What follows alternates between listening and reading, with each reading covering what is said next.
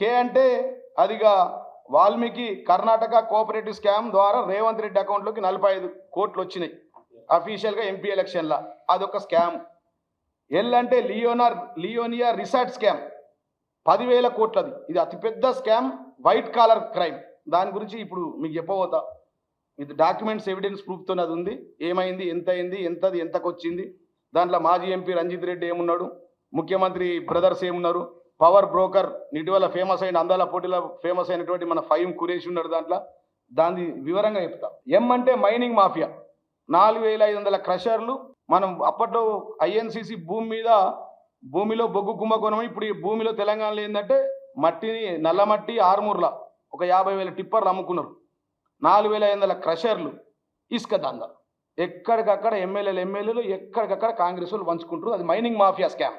ఇక national Herald scam అయితే మనం స్వయంగా మన ముఖ్యమంత్రి రేవంత్ రెడ్డి గారే వారు A3 ఉన్నారు దాంట్లో.